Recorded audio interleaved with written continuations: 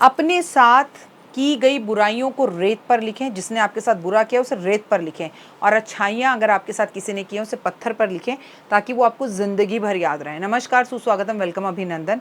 मैं हूँ आपके साथ आपकी अपनी होस्ट एंड दोस्त डॉक्टर वाया राकी। बहुत खूबसूरत एक ऐसा व्रत हम बात करने जा रहे हैं, हल षष्ठी कहते हैं। इस दिन श्री कृष्ण के बड़े भाई का जन्मदिन हुआ था, बलराम जी का जन्मदिन, जिन्हें वो बलदाऊ जयंती के नाम से भी जाना जाता है।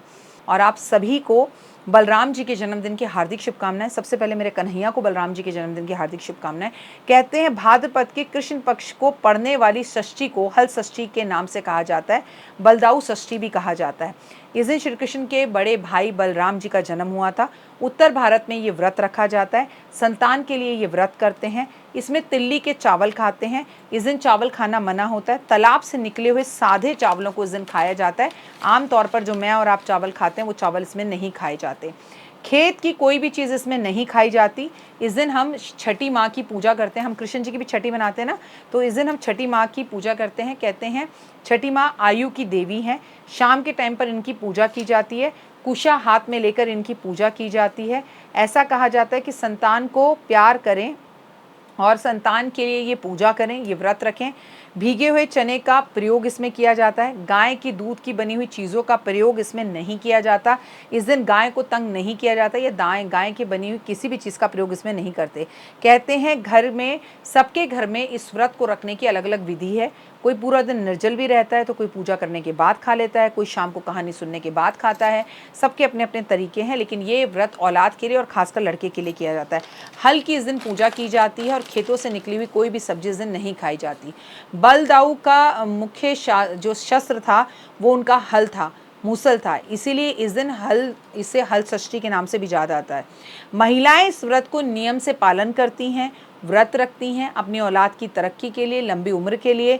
और इस दिन छठी माँ की पूजा भी की जाती है। मिट्टी से उनका चित्र बनाया जाता है, या उनका चित्र हो उसे रखकर तालाब के पास पूजा की जाती है। तो कई लोग पानी का तालाब बनाकर पूजा करते हैं। इसकी कहानी और कथा भी शाम के टाइम पर कहते हैं। अगर आपकी संतान लंबे समय से बीमार है या परेशान है और उसकी लाइफ में कोई सक्सेस नहीं मिल रहा है, उसकी लाइफ में कोई परेशानी आ रही है, तो आपको ये व्रत, ये पूजा, आराधना, अर्चना ज़रूर करनी चाहिए। इस दिन आप पूजा करते हैं और कृष्ण जी और बलराम जी की एक तस्वीर साथ में लाकर पूजा करें, और कृष्ण जी की जगह पर अपने एक बेटे का नाम और बलराम जी की जगह पे अपने दूसरे बेटे का नाम रख लीजिए, जिनके 2 बेटे हैं। और देखिए, अगर उन लोगों के बीच में झगड़ा है तो इन दोनों की तस्वीर एक साथ अगर आप उनके कमरे में लगा दें, तो आप महसूस करेंगे कि आपके बच्चों के बीच में अंडरस्टैंडिंग बढ़ गई, और जो है झूठ बोलना उन्होंने बंद कर दिया है, झगड़े होने उनके बंद हो गए। इस दिन आप मोर पंख कृष्ण जी को भी अर्पण ज़रूर करें। कृष्ण जी को बलराम की और उनकी एक तस्वीर अगर आज आप भेंट के स्वरूप देते हैं तो बहुत उत्तम रहता है। आज एक छोटा सा हल खरीद कर अगर आप कृष्ण जी को अर्पण करते हैं तो भी बहुत अच्छा रहता है, क्योंकि देखिए बलराम जी की जो तस्वीर या मूर्ति है वो हमारे मंदिरों में नहीं होती है, हम उनकी पूजा नहीं करते।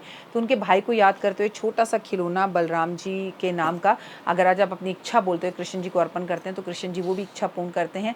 और इस दिन जो है निर्जल रह के भी महिलाएं व्रत करती हैं। अगर आप आज की कथा भी सुनते हैं तो इसका बहुत फल मिलेगा आपको।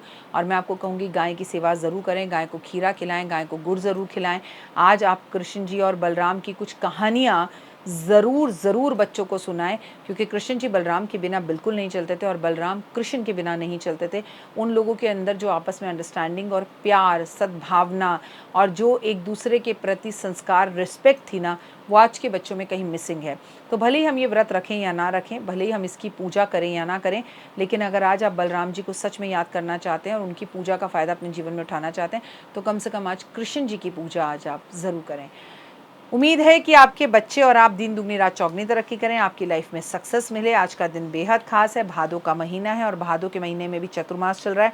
सावन के टाइम पर आपने जो उपाय किए थे उन उपायों को आप कंटिन्यू अभी भी कर सकते हैं। फिलहाल मुझे दीजिए इजाज़त। नमस्कार, जय माता दी। कैसी लगी? पसंद आई?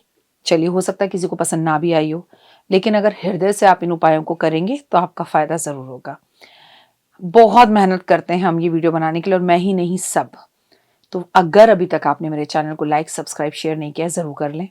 अगर आपको किसी भी तरह की कोई जानकारी चाहिए या आप चाहते हैं आपकी बताई हुई वीडियोस मैं बनाऊं, तो आप यकीन मानिए हमारे नंबर आपको सारे वॉलपेपर पर दिखाई देंगे। इन सब नंबरों पर, इन सब नंबरों पर, इन सब नंबरों पर, इन सब नंबरों पर आप हमें तुरंत कॉल करें और कॉल कर कर आप हमें मैसेज करें, व्हाट्सअप करें कि क्या वो विषय है जिस पर मैं आगे वीडियो बनाऊं। आप जो विषय मुझे देंगे उस पर मैं वीडियो बनाऊंगी। और हाँ, रुकिए, जाइए मत। आप में से बहुत से लोग मेरी इन वीडियो को रोज देख रहे हैं लेकिन चैनल सब्सक्राइब नहीं कर रहे हैं, और उससे भी ज़्यादा प्रॉब्लम है कि आप मुझे अलग अलग चैनल्स पर देख रहे हैं। मेरा असली चैनल यही है, सिर्फ यही डॉक्टर वाई राखी एस्ट्रोलॉजर चैनल पर ही मुझे देखिए और कहीं नहीं। ये मेरी आपसे रिक्वेस्ट है। जय माता दी। जीवन में है समस्या, नहीं मिल रहा तकलीफों से छुटकारा, नहीं मिल रही मनचाही नौकरी, टूट गया है विश्वास, सांस से आपकी बिल्कुल नहीं बनती और खत्म हो गई है आस, भगवान से आपका विश्वास उठ चुका है। टैरो के 78 कार्ड खोलेंगे भविष्य का राज। सरकारी नौकरी से हैं आप कोसों दूर, कुंडली जगाएगी कुंडली जागरण, कुंडली बताएगी आपका भविष्य। ऊपर से ये जादुई हवाएं, ऊपरी हवाएं, जादू टोना तंत्र विद्याएं, पति पत्नी और वो, करना होगा खुद पर विश्वास। दीजिए मुझे भी एक मौका, अपनी कुंडली दिखाइए, टैरो कराइए, लेकिन अपनी जिंदगी को जल्द बदलवाइए। मैं हूं डॉक्टर वाई राखी। आप मुझसे बात कीजिए, फ़ोन कीजिए, अपॉइंटमेंट लीजिए, आपकी ज़िंदगी के अंदर आएगा ज़बरदस्त बदलाव।